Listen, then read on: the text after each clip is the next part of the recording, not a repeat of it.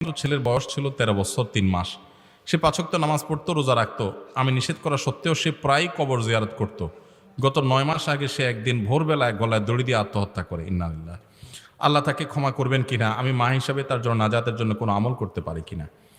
আহা, এই অভাগিনী মা, তার জন্য আমরা দোয়া করি। আর তার প্রশ্ন উত্তর দিচ্ছি মা আপনার, যে আপনার ছেলে যখন এরকম টেন্ডেন্সি দেখা গেছে যে তার মন মানসিকতা খারাপ, মুভমেন্ট খারাপ, আত্মহত্যার ভয় হতে পারে, এটা অনেক সময় মানসিক রোগ থেকে হয় মানুষের মধ্যে। যদি এরকম হয় তাহলে সেক্ষেত্রে অভিভাবকদের উচিত ভালো সাইকিয়াট্রিস্ট, ভালো সাইকোলজিস্ট দেখানো, ভালো কোনো আলেমকে দেখানো, কাউন্সিলিং করা এবং তার ট্রিটমেন্ট করা, এটা করা উচিত। যাই হোক, যেভাবে হোক, যে কারণে হয়েছে, কেন হয়েছে, আমরা ডিটেল যাই না। মূল কথা হলো যে আত্মহত্যা করে মারা গেলে তার জন্য দোয়া করা যাবে কিনা। উত্তর হলো ডেফিনেটলি দোয়া করা যাবে, আরো বেশি করে দোয়া করতে হবে। কারণ আত্মহত্যা করে মারা যাওয়ার কারণে সে জাহান্নামী হয়, কিন্তু সে তো বেঈমান হয়ে যায় নাই। মুসলমান অবস্থায় যদি আত্মহত্যা করে, তার অন্যায় হয়েছে, সে গুনাহের কাজ করেছে, এখন তার জন্য আল্লাহর কাছে মাফ চাওয়া যাবে। আর আল্লাহ চাইলে মাফ করতে পারেন। সে শিরক করে মরে নাই, শিরক করে যদি মরে তাহলে আল্লাহ মাফ করবেন না। এটা আল্লাহ তাআলা যদিও শাস্তি দিবেন ঘোষণা দিয়েছেন। আবার এখান থেকে এটা কেউ বুঝিয়েন না যে তাহলে আত্মহত্যা বোধহয় খুব সাধারণ জিনিস। আত্মহত্যা করা কাবিরা গুনাহ, এরকম কাবিরা গুনাহ হাদিসে আছে চিরকাল জাহান্নামে থাকবে, এরকমও আছে। অবশ্য সেই হাদিসের ব্যাখ্যা বেশিরভাগ মুহাদ্দিসরা বলেছেন যে এর অর্থ হলো যে ওই ব্যক্তি যদি আত্মহত্যাকে বৈধ মনে করে, আজকাল মানুষ মনে হয় আমার শরীরে আমি যা ইচ্ছা তা করবো, এরকম মানসিকতা থেকে যদি করে তাহলে তো সে ইমানই হারা, সেই ক্ষেত্রে সে সাই জাহান্নামী হবে। কিন্তু জাহান্নামে যাবে আত্মহত্যা করলে। নবী সাল্লাল্লাহু আলাইহি সাল্লাম আত্মহত্যা যে করে মারা যেত তার জানাজা পড়তেন না। আত্মহত্যা যে করে সে কখনো খাঁটি মুসলমান হতে পারে না, বিকজ তার আল্লাহর প্রতি ভরসা কম আছে দেখে সে আত্মহত্যা করছে। যারা আল্লাহর প্রতি ভরসা স্ট্রং থাকবে সে আত্মহত্যা কেন করবে? যত বিপদ হয় আল্লাহর প্রতি সে ভরসা করবে এবং অপেক্ষা করবে আল্লাহর রহমতের। এই জন্য এই গুনাহগুলো থেকে আল্লাহ আমাদেরকে বেঁচে থাকার তৌফিক দান করুন। তবে এই ছেলের জন্য আপনি অবশ্যই মা হিসাবে দোয়া করতে পারেন এবং আল্লাহ তাকে রহম করতেও পারেন। শুক্রবারে জুমার নামাজ কি পুরুষ মহিলা একই সময় পড়তে পারবে? কেউ কেউ বলে পুরুষরা মসজিদ থেকে নামাজ পড়ে আসার পর নাকি মহিলারা নামাজ পড়বে। না, এরকম কোনো কথা নাই। আমাদের দেশে অনেক জায়গায় আমরা মনে করি পুরুষরা মসজিদে জুমা পড়ার আগ পর্যন্ত মহিলারা বাসায় জোহর পড়তে পারবে না। না, ওয়াক্ত হয়ে গেছে, মসজিদে হলে কি হলো দেখা দেখি নাই, সাথে সাথেই মহিলারা বাসায় নামাজ পড়তে পারবেন। ওয়াক্ত হলেই নামাজ পড়তে পারবেন, পুরুষদের পরে পড়তে হবে এমন কোনো কথা নেই। ঢিলা নেওয়া কতটা জরুরি? যারা পেশাবের পর ঢিলা ব্যবহার করে না তাদের পেছনে নামাজ পড়া যাবে কিনা? পেশাবের পর পবিত্রতা অর্জন করা ফরজ। পবিত্রতা অর্জন না করলে তার নামাজ হবে না, তার পিছনে নামাজ হবে না। এখন ঢিলা ব্যবহার করা ছাড়া কেউ যদি পানি দিয়ে ভালো করে পরিষ্কার করে ফেলতে পারে তাহলে তার পিছনে নামাজ পড়া যাবে। কিন্তু আমাদের বাংলাদেশে বিশেষ করে আপনার অনেকেই আছি যারা পেশাব, আমাদের দেশে খাদ্যে যে অভ্যাস আছে এই অভ্যাসের কারণে পেশাবের ফোঁটা একসাথে পরিষ্কার হয় না, একটু সময় লাগে। তাহলে সময় নিয়ে ঢিলা ব্যবহার করে, টিস্যু ব্যবহার করে, পানি দিয়ে দুইভাবে আপনি পরিষ্কার করবেন। দুইটাই করা সুন্নাত, অর্থাৎ ঢিলাগুলো ব্যবহার করবেন আবার পানি ব্যবহার করবেন। আর যদি দুইটা না করে যে কোনো একটা করে নাপাক 2 করে ফেলেন তাহলে সেক্ষেত্রে শুধু পানি দিয়ে 2 করে ফেলেন, নামাজ হয়ে যাবে। ঢিলা ব্যবহার করলে যে নামাজ হবে না তা না, কিন্তু ঢিলার ব্যবহার করা উত্তম এবং সুন্নাত। মাথার চুল দাড়িতে কালো রং দেওয়ার বিধান কি হতে পারে? মাথার চুল বা দাড়িতে কালো রং ব্যবহার করা জায়েজ নাই। আপনি মেহেদির কালার ব্যবহার করতে পারেন। সাদা চুলকে পরিবর্তন করতে নবী সাল্লাল্লাহু আলাইহি সাল্লাম বলেছেন, কিন্তু কালো রং থেকে বেঁচে থাকতে বলেছেন। বিধায় কালো রং করা যাবে না। এটা এক ধরনের প্রতারণা যে আমার চুল কালো বা বয়স কম, এটা বোঝানো। অনেক ইয়াংয়ের চুল সাদা হয়ে যায়, তাহলে সেক্ষেত্রে হাদিসে যেভাবে আছে যে কালো ছাড়া অন্য যে কোনো কালারে কালার করতে পারেন। আমাদের মসজিদের খতিব সাহেব হযরত আমিরে মুআবিয়া রাদিয়াল্লাহু তাআলা আনহুকে বলেছেন তিনি নাকি কাফের, নাউজুবিল্লাহ, এবং অকথ্য ভাষায় গালিগালাজ করেন। আরও বলেন হযরত আবু বকর, ওমর ওনারা নাকি ক্ষমতা লোভী ছিলেন। ইন্না লিল্লাহি ওয়া ইন্না ইলাইহি রাজিউন। এরকম যদি কোনো খতিব বলে থাকে তাহলে এই খতিবের পিছনে নামাজ পড়া জায়েজ নাই এবং কোনো অবস্থাতে জায়েজ হবে না। সাহাবা বিদ্বেষ মানুষকে বেঈমান বানায়। সাহাবা বিদ্বেষ খুব ভয়ঙ্কর জিনিস, মনে রাখবেন। নবী করিম সাল্লাল্লাহু আলাইহি সাল্লামের সাহাবীদের সম্পর্কে বলা কথাগুলো অত্যন্ত পরিষ্কার দিনের আলোর মতো, একবার দিনের আলোর মতো। আল্লাহ রাব্বুল আলামিন তাদেরকে মাফ করে দিয়েছেন, রাদিয়াল্লাহু আনহুম ওয়া রাদু আনহু। তাদের প্রতি আল্লাহ সন্তুষ্ট হয়ে গেছেন, আপনি সমালোচনা করার কে? ঠিক। নবী সাল্লাল্লাহু আলাইহি সাল্লাম বলেছেন, সাহাবীরা যদি সামান্য 1 মুদ পরিমাণ বা সামান্য একটু দান আল্লাহর রাস্তায় করে, তোমরা উহুদ পাহাড় পরিমাণ দান করলেও তাদের দামানের সওয়াব হবে না, তাদের সমান হবে না। কেন? কারণ তাদের নিষ্ঠা, তাদের ইখলাস তোমাদের চাইতে বহুগুণ বেশি, তুলনাযোগ্য না। তাদের যে ত্যাগ, হুয়া যে তাবাকুম, আল্লাহ তাআলা তাদেরকে বলেছেন তোমাদেরকে আল্লাহ নির্বাচন করেছেন তার রাসূলের জন্য। এমনি এমনি হয় নাই। সাহাবীদের মর্যাদা নিয়ে বহুত কথা আছে। আল্লাহ তাদেরকে কতগুলো সার্টিফিকেট কোরআনে দিয়েছেন জানেন? তারা হমরুক্কান সুজ্জাদান ইয়াবতাগুনা ফাদলা মিনাল্লাহি ওয়া রিদওয়ানা, তারা আল্লাহর সন্তুষ্টি আশা করে, তারা মুখলিস, তাদের মধ্যে কোনো ধান্দা ছিল না। তাদের মধ্যে যে মত পার্থক্য হয়েছে সেটা বুঝের ভুলের কারণে হয়েছে, দুনিয়ার ধান্দা তাদের মধ্যে ছিল না। তাদের এই চরিত্র নিয়ে সন্দেহ করলে ঈমান নিয়ে টানাটানি দেখা দিবে। এরকম ইমামের পিছনে নামাজ পড়াই জায়েজ নেই। লাশ দাফনের পর কবরের পাশে পূর্বমুখী হয়ে দাঁড়িয়ে আজান দেওয়া জায়েজ আছে কিনা, কোরআন হাদিসের আলোকে জানতে চাই। লাশ দাফনের পর পূর্বমুখী হয়ে বা পশ্চিমমুখী হয়ে কোনো মুখী হয়ে আজান দেওয়ার কোনো সিস্টেম শরীয়তে নাই। লাশ দাফন করার পর একটা সুন্নত আছে যেটা আমরা 99% মানুষ জানি না, বলবো সেটা। সে আমলটা হলো, লাশ দাফন করার পর মাটি দেওয়া শেষ, কবরস্থ করা শেষ, এবার যারা কবর দাফন কাজে শরীক হয়েছেন তারা সবাই কেবলামুখী হয়ে হাত তুলে আল্লাহর কাছে ওই মুর্দার জন্য দোয়া করবেন, এটা সুন্নাত। আমরা ওই ভুলভাল জায়গায় হাত তোলা তুলি নিয়ে একে মারামারি করতে পারি, কিন্তু সুন্নাত আমরা জানি না অনেকে। নবী সাল্লাল্লাহু আলাইহি সাল্লাম মাটি দেওয়ার পর কেবলামুখী হয়ে বলতেন, সালু লি আখিকুমুত তাসবিহ ইস্তাগফিরু লি আখিকুম ওয়া সালু লাহুত তাসবিহ, তোমাদের ভাই যাকে দাফন করলা, যে লোকটাকে এখন লাশ দাফন করলা, তার জন্য আল্লাহর কাছে এখন ক্ষমা প্রার্থনা করো আর দোয়া করো, সেই যেন এখন মুনকার নাকিরের প্রশ্নের জবাবে ঈমানের উপরে ঠিকঠাক থাকতে পারে। এই জন্য দোয়া করতে হয়, আল্লাহ আমার এই লোকটা যে মারা গেল, যারা দাফন করলাম, ভাই বোন যিনি হন, আল্লাহ এই লোকটা, যে কোনো মুসলিম নারী পুরুষ, আল্লাহ এই লোকটা দুনিয়াতে যেরকম ইমানদার ছিল এখনও যেন প্রশ্নের উত্তরে ইমানের উপরে টিকে থাকতে পারেন, তার ইন্টারভিউ যেন ভালো হয়, সেজন্য ইমানদার থাকতে পারে, আপনি তাকে মাফ করে দেন। এই দোয়া কেবলামুখী হয়ে যার যার মতো ইন্ডিভিজুয়াল ব্যক্তিগতভাবে দোয়া করা সুন্নাত। তো এটা আমরা অনেকে জানি না। দেবর ভাবি যে পরকীয়া সম্পর্কের এই বিষয়ে কিছু বলেন। আমরা পরকীয়া নিয়ে অনেক কথা বলেছি। দেবর ভাবির মধ্যে পরকীয়াটা বেশি কেন হয়? কারণ পর্দাহীনতা। কারণ কি, আমাদের সমাজে কিছু আকাম করার জন্য শয়তান কিছু মাসালা সরবরাহ করছে। শয়তান কিছু মাসালা আমাদেরকে ডেলিভারি দিছে কিছু আকাম করার জন্য। এর ভিতরে একটা হলো, বড় ভাবি বড় ভাইয়ের বউ মায়ের মতো, আছে না? শিক্ষক বাবার মতো না? ঢাকা ইউনিভার্সিটির মেয়েরা এখনো রাস্তা রাস্তা আন্দোলন করতেছে এক লম্পট টিচারের বিরুদ্ধে। এক লম্পট শিক্ষক অনবরত মেয়েদের চরিত্রহানি করেছে। স্কুলে, কলেজে, ইউনিভার্সিটিগুলোতে ভুরি ভুরি এগুলো ঘটছে। তারপরও আমরা বলি শিক্ষক কিসের মতো? বাবার মতো। আর যারা শিক্ষকও না, দেবর ভাবিও না, এমনি ছেলে মেয়ে, তো বলে যে মনটাকে উদার করা উচিত। এখন স্কুলের বই পুস্তকও পোলাপান্ডে শেখানো হচ্ছে যে কাউকে স্পর্শ করতে কোনো রকম হেজিটেশন থাকা উচিত না। এখন আবার ওই যে ক্লোজ আপ, যারা আমাদেরকে পেস্ট বিক্রি করার নাম দিয়ে আমাদের ঈমান হরণ করে নিয়ে যাচ্ছে, এই দুষ্টদের পণ্য কিনবেন না, আল্লাহর জন্য তাদেরকে বয়কট করবেন। দেশি জিনিস কিনবেন, কখনো ইহুদিদের জিনিস কিনবেন না। এদের জিনিস টাকা দিয়ে কিনবেন, বোমা হয়ে ওই ফিলিস্তিনে মুসলমানদের বাচ্চাদের মাথার উপরে পড়বে। অতএব এদের জিনিস টাকা দিয়ে কখনো কিনবেন না, সজ্ঞানে বিপদে না পড়লে খবরদার। দেশীয় আইটেম কিনবেন, দাম বেশি দিয়ে হোক, কোয়ালিটি কম হোক, আমার দেশেরটা আমি কিনবো ইনশাআল্লাহ, ঠিক আছে না? তো এই দুষ্টরা বলে কি, দ্বিধা দূর করে কাছে আসার গল্প শোনাও।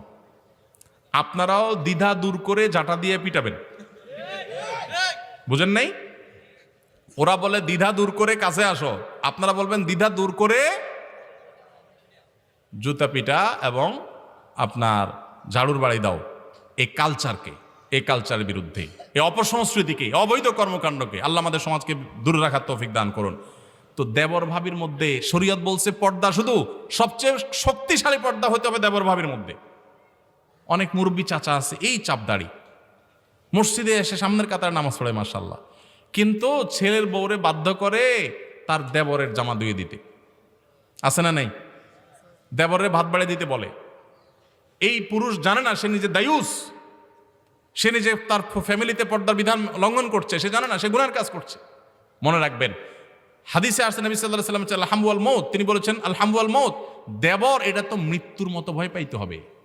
দুলাভাইরা শালিকে আর ভাবিরা দেবরকে মৃত্যুর মতো ভয় পায়, দূরত্ব বজায় রাখতে হবে, পর্দা মেনটেন করতে হবে। কারণ এখানে অনাচার হয় বেশি, সর্বনাশ হয়ে গেলে এরপরে যা বলবেন হুজুর তাবিজ দেন, ঘটে গেছে, লাভ নাই আর তাবিজ দিয়ে। বুঝতে পারছেন? সাবধান হবেন, বেশি ভালো সাজবেন না। বলে যে শুনেন, আপনাদের মনগুলো এত পচা কেন, আপনারা এত বাজে চিন্তা করেন কেন? আমাদের মনে তো এত খারাপ কিছু নেই, আমরা উদার মন। শিয়ালের মতো। শিয়াল মুরগিরে বলে তোমার মনটা এত ছোট কেন বলো তো, এত সংকীর্ণ মনা কেন তুমি হুজুরদের মতো? তুমি একটু ব্রড উদার হতে পারো না? চলে আসো আমার সাথে জঙ্গলে। এরপরে সময় মতো গাড় মটকায় দেয়, তাই না? তো শিয়ালের মতো অতি উদারতার কথা বলে যারা, এগুলো সবগুলো হলো লম্পট। এরা সবগুলো আমাদের সমাজকে নষ্ট করতে চায়। আর এই নষ্টামি থেকে যদি সমাজকে বাঁচাইতে চান তাহলে আল্লাহর দ্বীনের পথে ফিরে আসার কোনো বিকল্প বেশি উদার শাস্তি গিয়া এরপরে যখন ছালা আম সব হারায় ফেলবেন এরপরে এসে বলবেন হুজুর এখন তো বউ তো লিটনের হাত দিয়ে চলে গেছে, লিটনের হাত ধরে তো চলে গেছে বউ, লাভ হবে না। আল্লাহ আমাদেরকে হেদায়েত ও তৌফিক দান করুন। আমি সাধারণত গীবত করি না, কিন্তু কেউ আমার সামনে গীবত করলে আমিও নিজের অজান্তে গীবত করে ফেলি। এর থেকে কিভাবে মুক্তি পাবো? এই জন্য তো আল্লাহ তাআলা মন্দ বন্ধু মন্দ পরিষদ ছাড়তে বলছেন, যেখানে থাকলে গুনাহ হবে। এই জন্য যে গীবত করে তার থেকে কি থাকতে হবে? দূরে সারতে হবে। প্রতিবেশী হারাম উপার্জনের টাকা কেনা খাবার দিলে অপচয় যাতে না হয় সেজন্য ইচ্ছে না থাকলেও খেতে হয়, এই জন্য মুক্তির উপায় কি? আহারে অপচয় আলাদা মানুষ, এত ভালো চিন্তা মানুষ যে আপনি অপচয় না হয় আপনি আরেকজনকে দিয়ে দেন। মাসালা ঘুরে খাওয়ার জন্য অপচয়ের চিন্তা করলেন? আচ্ছা যাক, হয়তো সুস্থ চিন্তাই করেছেন, সুধারণা করলাম। কেউ যদি হারাম টাকা দিয়ে আপনাকে কিছু কিনে দেয় সেটা আপনার জন্য খাওয়া জায়েজ নাই, ডেফিনেটলি ফেরত দিয়ে দিবেন বুকের বল থাকলে। আর যদি সেটা না পারেন তাহলে সেক্ষেত্রে অন্য কাউকে দান করবেন, নিজে ভোগ করবেন না। আর যদি হালাল হারাম মিশ্র উপার্জন থাকে সেখান থেকে দেয়, কোথেকে দিচ্ছেন আপনি জানেন না, তাহলে খেলে জায়েজ হবে, কিন্তু না খাইলে উত্তম। দুঃখ কষ্ট অভাব ও দুশ্চিন্তা থেকে মুক্তির জন্য দোয়া বলে দেন। দুঃখ কষ্ট অভাব এবং দুশ্চিন্তা থেকে মুক্তির জন্য 3টা দোয়ার কথা বলি। এমনি তো আমল আছে বহুত, অন্যান্য করণীয় করবেন, পাশাপাশি 3টা দোয়া। নাম্বার 1, বেশি বেশি দুরুদ পাঠ করবেন। যেই কোনো বিপদ আপদ থেকে মুক্তির জন্য মহৌষধের কাজ করবে দুরুদ পাঠ করা। বড় কোনো বিপদে পড়ছেন, দুরুদ পড়া শুরু করে দেন। আল্লাহুম্মা সাল্লি আলা মুহাম্মাদ ওয়া আলা আলি মুহাম্মাদ কামা সাল্লাইতা আলা ইব্রাহিম ওয়া আলা আলি ইব্রাহিম ইন্নাকা হামিদুম মাজিদ। আল্লাহুম্মা বারিক আলা মুহাম্মাদ ওয়া আলা আলি মুহাম্মাদ কামা বারাকতা আলা ইব্রাহিম ওয়া আলা আলি ইব্রাহিম ইন্নাকা হামিদুম মাজিদ। বেশি দুরুদ পাঠ করেন। দুরুদ পাঠ করে আমার জীবনে এরকম বেশ কয়েকবার ঘটছে যে ওয়ালে পিঠ থেকে গেছে, অর্থাৎ আর পিছে যাওয়ার জায়গা নাই। এরকম বিপদে যে মনে হচ্ছে যে এই বিপদ থেকে উদ্ধারের কোনো পথ আর নাই, অনবরত দুরুদ শুধু মুখের মধ্যে, যতক্ষণ আপনার নিঃশ্বাস প্রশ্বাস নিয়েছি দুরুদ পড়তেছিলাম। এরপর আল্লাহ তাআলা এমনভাবে সেই সমস্যা দূর করেছেন যে মনে হচ্ছে আসমান থেকে মনে হচ্ছে সাহায্য নাজিল হয়েছে। আলহামদুলিল্লাহ, এরকম একাধিকবার জীবনে দেখেছি। নবী সাল্লাল্লাহু আলাইহি ওয়াসাল্লাম পরিষ্কারভাবে খুব বলিষ্ঠভাবে আমাদেরকে বলে গেছেন দুরুদ শরীফ এটা মানুষের পেরেশানি দূরের মাধ্যম। একইভাবে দ্বিতীয় আমল হলো ইস্তিগফার, আস্তাগফিরুল্লাহ ওয়া আতুবু ইলাইহি। কোনো বিপদ হয়েছে আস্তাগফিরুল্লাহ ওয়া আতুবু ইলাইহি, আস্তাগফিরুল্লাহ ওয়া আতুবু ইলাইহি। বেশি দুরুদ পাঠ করেন, এই ইস্তিগফার পাঠ করেন। এটাও মানুষের মান লাজিমাল ইস্তিগফার, যে ব্যক্তি ইস্তিগফারকে সবসময় একারে আঁকড়ে ধরে সারাক্ষণ পড়তে থাকে সে ব্যক্তি যে কোনো বিপদ থেকে উদ্ধারের রাস্তা আল্লাহ তাআলা বের করে দেন, আবিষ্কার করে দেন, সারপ্রাইজ তাকে করে দেন, সারপ্রাইজড করে দেন। 3 নম্বর হলো দোয়া ইউনুস, লা ইলাহা ইল্লা আনতা সুবহানাকা ইন্নী কুনতু মিনাজ জালিমিন। ইউনুস আলাইহিস সালামের বিপদ উদ্ধার করেছেন আল্লাহ তাআলা। কোরআনে আল্লাহ বলেছেন ওয়া কাযালিকা নুনজিল মুমিনিন, ইউনুসকে যেভাবে রক্ষা করেছি ঈমানদারদেরকে এই দোয়া পড়লে একইভাবে রক্ষা করব। অতএব দুরুদ, ইস্তিগফার, দোয়া ইউনুস, এই 3টা আমল খুব বেশি করবেন, ইনশাআল্লাহ যে কোনো পেরেশানি থেকে মুক্তি লাভ করবেন। আবার পেরেশানি থেকে মুক্তি লাভের আলাদা দোয়াও আছে। আল্লাহুম্মা ইন্নী আউযু বিকা মিনাল হাম্মি ওয়াল হাযান, আল্লাহ টেনশন পেরেশানি থেকে মুক্তি চাই, দোয়া পানা চাই। ওয়া আউযু বিকা মিনাল আজজি ওয়াল কাসাল, আল্লাহ অক্ষমতা থেকে অলসতা থেকে আপনার কাছে পানা চাই। এই দোয়া বিশেষ করে পড়বেন এবং সেই সাথে গুনাহ থেকে মুক্ত থাকবেন। দান সাদাকা করলে বিপদ দূর হয়, যদ্দূর পারেন দুধ দান করেন, বিপদ আপদে পড়লে ইনশাআল্লাহ আল্লাহ তাআলা উদ্ধার করবেন। আল্লাহ আমাদের সবাইকে সুখী, সমৃদ্ধ এবং ঈমান আমলের সাথে আমাদের পুরো জীবনকে কাটাবার তৌফিক দান করুন। পীরের মুরিদ না হলে নাকি পরিচয়হীন ছাড়া থাকে এবং তার পীর মুরব্বী শয়তান হয়। আমাদের দেশে অনেকে মনে করে যার কোনো পীর নাই তার পীর শয়তান। এটা কোনো সঠিক কথা না ভাই, এটা আমাদের নিজেদের মন গড়া কথাবার্তা। একজন মানুষ কোরআন হাদিসের উপরে চলার জন্য আলেমদের সান্নিধ্য, গাইডলাইন দরকার আছে, নেককার মানুষদের সোহবত দরকার আছে। কিন্তু এর মানে এই না যে একজন মানুষ পীর না হলে সে হারাম করেছে বা সে তার মুসলমানই হলো না, তার পীর শয়তান। এগুলো একেবারে বানোয়াট কথা।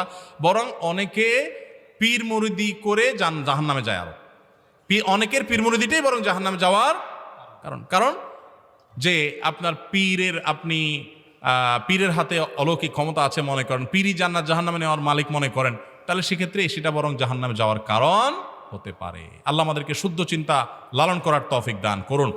আপনার ধর্মীয় উপদেষ্টা, আপনার ব্যক্তিগত মুরব্বী, আপনার একান্ত পরামর্শক থাকতে পারে, কোরআন হাদিসের আলোকে আপনাকে গাইড করে আপনি সেই গাইড গ্রহণ করবেন। কিন্তু সেই জায়গায় যদি আপনি তাকেই সর্বা বানিয়ে নেন, আল্লাহ নির্দেশের উপরে প্রাধান্য দিয়ে দেন এবং অন্ধভাবে অনুসরণ করেন, মনে রাখেন অন্ধ অনুসরণ আল্লাহ এবং তার রাসূল ছাড়া আর পৃথিবীতে কোনো মানুষের করার সুযোগ, যত বড় হুজুর হোক, যাই বলবো সব মানবো না। যতক্ষণ কোরআন হাদিসের আলোকে বলবো, আমার বুঝে আসলেও মানবো, না হলেও মানবো, আর না হলে মানা যাবে না। আল্লাহ আমাদের সবাইকে আমলের তৌফিক দান করুন। জাযাকুমুল্লাহ খাইর। আর প্রশ্ন নেওয়ার সুযোগ নেই, অনেক রাত হয়ে গেছে। বারাকাল্লাহু ফিকুম।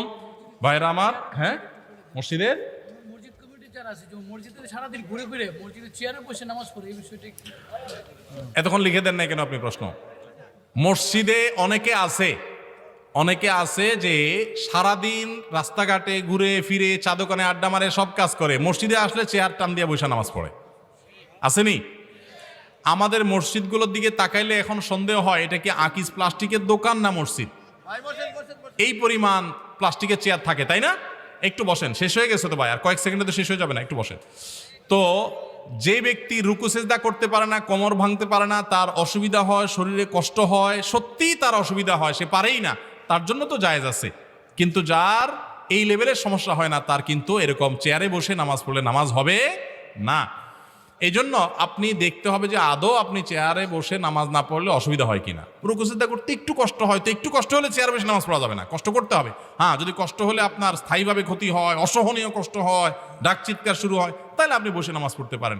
অনেকে আছে হাঁটতে পারেন কিন্তু ওই কোমর ভাঙতে পারেন না, তো এরকম হলে না আপনি চেয়ারে বসে নামাজ পড়তে পারেন, কিন্তু সেটা হলো একেবারে শেষ মুহূর্তে। আমার প্রশ্ন হলো, আমাদের কৃষকেরা শনি ও মঙ্গল বারে ক্ষেতে ধানের চারা রোপণ করে না, এর সমাধান চাই। কেন রোপণ করে না? শনি মঙ্গলবারে কি সমস্যা? ও অমঙ্গল, মানে বার ভালো না। কোনো বার ভালো খারাপ হয় না। মুসলমান এত মূর্খ হয় না, এত কুসংস্কারাচ্ছন্ন হওয়ার সুযোগ কোনো কুসংস্কার হচ্ছে মুসলমানের নাই। সকল বারই সমান। যদি মনে করেন ওই বারে ধান রোপণ করলে ক্ষতি হবে, এটা যদি মানুষ মনে করে, তাহলে আপনি ওই বার আরো বেশি করে রোপণ করবেন, কিচ্ছু ক্ষতি হবে না ইনশাআল্লাহ। অনেকে আছে বাম চোখ লাফাইলে মনে করে হায় রে কোনো দুর্গতি আছে কপালে, আছে না? যে বাম চোখ আমার লাফায় কেন? তা আমি বলি, বাম চোখ লাফাইলে আরো সুবহানাল্লাহ আলহামদুলিল্লাহ পড়বেন, এটার সাথে কোনো দুর্গতির কোনো সম্পর্ক। অনেকে মনে করে ডান হাতের তালু চুলকালে টাকা আসে। তা আমার কথা হলো, ডান হাতের তালু চুলকালে যদি টাকা আসে, তাহলে ওই সূত্রা পাতা লাগায় চুলকানি বন্ধ হবে না, টাকা আসা বন্ধ হবে না? এত সহজ? এগুলো সব কুসংস্কার, কোন বারের সাথে কোনো কল্যাণ অকল্যাণ নিহিত। বলো যে অমুকের চেহারা দেখছি আজ সকালে, তো শেষ দিনটা আজকে, এগুলো সব শিরকি কথা, এগুলো কখনো ইমানদারের কথা হতে পারে না। দোকানদারের প্রথম কাস্টমারটা কেনা বেচার পরে বলতেছে ভাই টাকাটা পরে দেবো, যা আজকে যাত্রাটাই শেষ, ফালতু কথা। অনেক দোকানদার প্রথম যাত্রা কাস্টমার মোটা অঙ্কের নগদ টাকা দিয়ে কিনছে, সারাদিন মাছি মারতেছে, আছে না? অতএব এগুলোর সাথে কখনো লাভ ক্ষতির সম্পর্ক। পুরস্কার তো দেওয়া হলো না, পুরস্কার নিয়ে যাবেন না? আচ্ছা, পুরস্কার অল্প সময়ের ভিতরে ঝটপট দিয়ে দেই, আমি সময় কম। এক নম্বর কথা হলো যে কোনো প্রশ্ন মুখে দেওয়া যাবে না, কোনো প্রশ্ন মুখে নাই, লিখে দেন। ওদিকে আসেন, ওদিকে আসেন। এভাবে কথা বললে এলোমেলো হবে, এভাবে কথা বললে এলোমেলো হবে। বসেন, বসেন, মুখে কোনো প্রশ্ন নাই, বসেন। মুখে যদি প্রশ্ন করেন তা আপনি করলে উনি কি দোষ করছে? আরো 10 জন করবে, কারোর জন্য নাই। এবার প্রশ্ন আমি করব, বহুত কাহিনী করছেন আপনারা, এতক্ষণ প্রশ্নগুলো ধরা দিয়ে আমার ডিউটি করেছেন, এবার আমি প্রশ্ন করবো, আপনারা উত্তর দিবেন। রেডি আছেন তো? ঠিক আছে। আচ্ছা, শাবান মাসের আমল হলো বেশি বেশি নফল রোজা রাখা, তাই না? মনে করছেন এই প্রশ্ন করব, এটা তো সহজ প্রশ্ন। আচ্ছা, এই নফল রোজা রাখা যে শাবান মাসের আমল, সেই বিষয়ে কথা বলতে গিয়ে আমি নবী করিম সাল্লাল্লাহু আলাইহি সাল্লামের একটা অভ্যাসের হাদিস উল্লেখ করছি, যে তিনি শাবানে রোজা রাখতেন। কয়টা রাখতেন, কি রাখতেন, এই সম্পর্কিত একটা হাদিস বলেছে। আম্মা জান আয়েশা বলেছেন যে নবী সাল্লাল্লাহু আলাইহি ওয়াসাল্লাম শাবানে কি পরিমাণ রোজা রাখতেন। এই হাদিসটা যিনি বলতে পারবেন শুধু হাত তুলবেন। ওই লাল হাত, হ্যাঁ দাঁড়ান, বলেন লাল হাত ভাই। উত্তর বল দিলে উল্টা জরিমানা। হ্যাঁ বলেন, অসুবিধা নেই, ওখান থেকে চিৎকার করে বলেন না, জওয়ান মানুষ।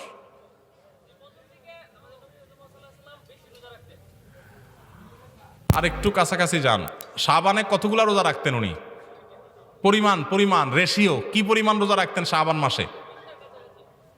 আমি সংখ্যা বলছি 20টার কাছাকাছি না। নবী সাল্লাল্লাহু আলাইহি ওয়াসাল্লাম কয়টা রাখতেন সে সম্পর্কে হাদিসের ভাষ্য আছে, মানে সংখ্যা না, মানে পরিমাণ। হ্যাঁ আপনি দাঁড়ান, বলেন। এই সংখ্যাও হাদিসের কথা বলিনি আমি। কে বলতে পারবেন হাদিস হয় নাই? উত্তর অনেকটা এটা কাছাকাছি হয়েছে। না বলেন, দাঁড়ান আপনি, শেষ প্রশ্ন, আপনি না পারলে উনি, ওনারটা কাছাকাছি আছে। হ্যাঁ, আরে ভাই, এটা তো মুখস্থ বাস করে দিলেন আপনি। ঠিক আছে, তিনি শাবানের, ওনার উত্তরই সঠিক, শাবানের অল্প কয়েকদিন ছাড়া প্রায় পুরো মাস রোজা রাখতেন। চলে আসেন, আপনি পুরস্কার নিয়ে যান। আচ্ছা, এরপরের প্রশ্ন, দ্বিতীয় প্রশ্ন হলো, আমরা এখানে অনেকগুলো প্রশ্নের উত্তর দিয়েছি এবং প্রশ্ন উত্তর দিতে গিয়ে আমরা আপনার অনেকগুলো হাদিস এবং আয়াত আমরা উল্লেখ করেছি। এই আয়াত এবং হাদিসের আলোকে এখন আমরা একটু প্রশ্ন করব যে মসজিদ যারা পরিচালনা করবে, কোরআনে আল্লাহ তাআলা তাদের 4টা বৈশিষ্ট্য উল্লেখ করেছেন, যে 4টা বৈশিষ্ট্য যোগ্যতা থাকবে মসজিদ কমিটির লোকদের, মসজিদ আবাদ করবে যারা, মসজিদ দায়িত্ব যারা পালন করবে। এই 4টা যোগ্যতা কি কি, কে বলতে পারবেন? হাত তুলবেন। মাদ্রাসার ছাত্র বা আলেম হলে পুরস্কার পাবে না, অন্যরা, তাদের তো এমনি জানা আছে। আসেন, সামনে আসেন। পুরস্কার নিতে আসছে কই আসেন, আসেন। কই ভাই, এদিকে আসেন। কি নাম আপনার? মোহাম্মদ জালাল মিয়া। আপনি এই শাবানের হাদিসটাকে আগের থেকে জানতেন না এখানে শিখছেন? এখানে এসে শিখছেন। এখন হাদিস যায় না, পুরস্কার নেবেন না একটা রোজা রাখবেন শাবানের? এক দুটা রাখবেন ইনশাল্লাহ। নিয়ত করছেন? কি কাজ করেন? ফার্নিচারের কাজ করেন। মাশাআল্লাহ, মাশাআল্লাহ। আল্লাহ তাআলা আপনার প্রতি রহম করুক, আমরা দোয়া করি। আপনাকে আমরা কি পুরস্কার দিব বলেন? আপনাকে আমি গুনাহ মাফের উপায় বইটা হাদিয়া করলাম। মাশাআল্লাহ। আর এখন আর বিষয় নাই। আসুন্না ফাউন্ডেশন আমার একটা বন্ধু মানে টাকা দৈনিক কথা আছে, এটা টাকাটা দিলেই যোগাযোগ করে আপনার সাথে। আলহামদুলিল্লাহ, এটা দেওয়ার জন্য ওই যে ফাউন্ডেশনের নম্বরে ফোন দিবেন, যোগাযোগ করবেন। এনা আসছেন হে আচ্ছা, আলহামদুলিল্লাহ, ওই যে ফাউন্ডেশন নাম্বার নিয়ে যান। জি বলেন। 4টা গুণ। 4টা গুণ।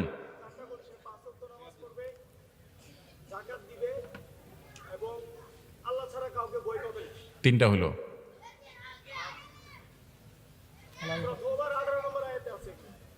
আমার আয়াত নম্বর তো আমি জানতে চাই নাই।